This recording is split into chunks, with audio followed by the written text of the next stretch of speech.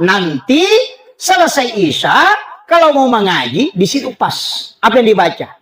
Jangan tinggalkan suratul Mulk kalau ingin terjaga jasadnya di dunia sampai di alam kubur tidak akan hancur. Kalau tidak bisa, tapi baca dalam keadaan ada wudhu. Kalau tidak bisa baca Mulk, maka basmalah 100 kali rutinkan. Baru penutupnya tutup suratul Fatihah, baru minta berkahnya. Tidak ada binatang di alam kubur yang mau memakan jasad orang yang melanggengkan basmalah. Kemudian, suratul Mulk itu adalah perisai dari asap kubur.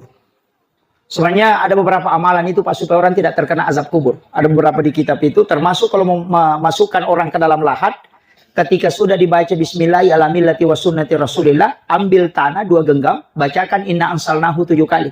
Setiap 1 kali sampai itu ditiupkan ke tanah. Nanti ketika sampai 7 kali, yang di tangan kanan itu ditaburkan di bagian kulitnya menyentuh di bagian mukanya. Yang di tangan kiri itu ditaburkan di kain kafannya. Orang itu tidak akan kena azab kubur. Untuk menghindarkan